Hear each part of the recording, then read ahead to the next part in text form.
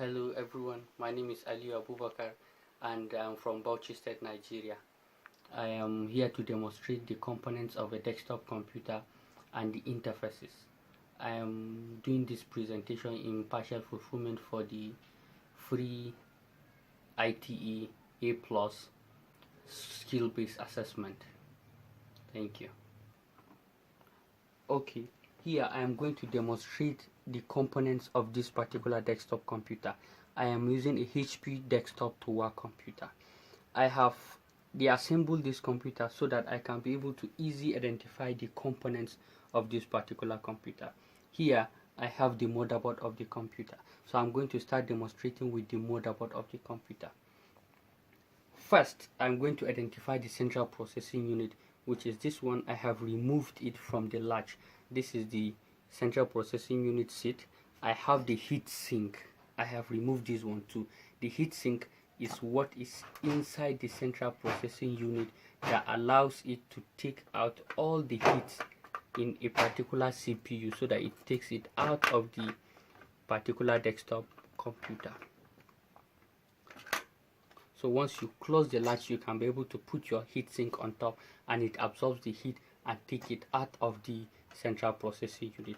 Attached with the heatsink, we have the fan that aids this particular heat to get out of the central processing unit. Apart from the central processing unit, I have the RAM slots. These are two different RAM slots. This computer has 4 GB RAM, and this is one of the RAM attached to the motherboard. The other one is here, and you can safely fix it to the board and remove it, so you can be able to upgrade or downgrade the RAM of the computer. Here I have expansion slots. These are expansion slots that you can be able to add an additional card to this particular motherboard to add functionality to the motherboard. In this particular computer, we have two different expansion slots. This is a wireless expansion card. The wireless expansion card can allow you to expand this particular desktop and make it to be wireless. Okay, this is the expansion card. You can be able to add it as a module to this particular board, and you can make it to add functionality to this. So this particular expansion card is a wireless expansion card that gives this particular desktop a wireless capability, so it can be able to connect to a wireless network. And apart from this, I still have another expansion card, which is a telephone line that you can be able to add to this particular desktop in such a way that if you want to add a DSL link or a telephone line, you can be able to add it to this desktop and give it functionality to have access via a dial-up telephone line. Apart from this, I have interfaces and ports here. This is PS2 for mouse and keyboard. These are video ports. This is VGA, the common one we use. This is DB9 mail port. We use it in networking. And we have a USB port here. These are USB 2.0, and we have another USB 2.0 and 3.0 here.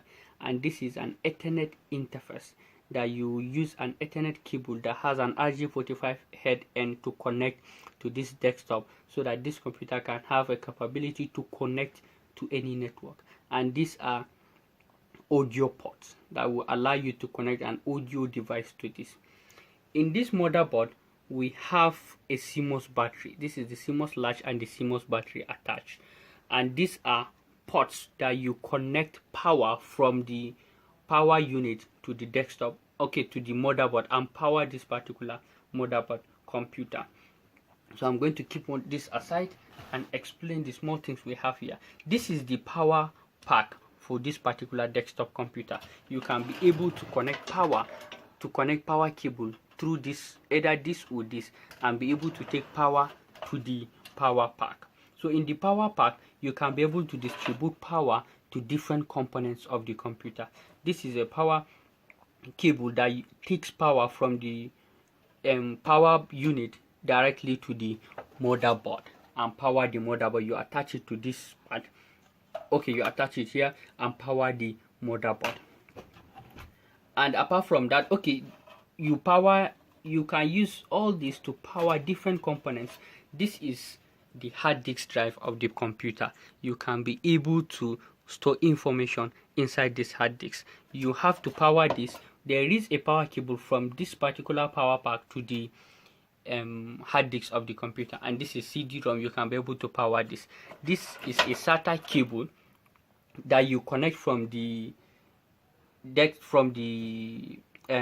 hard disk drive to the motherboard, and you can be able to connect it and store information on the motherboard.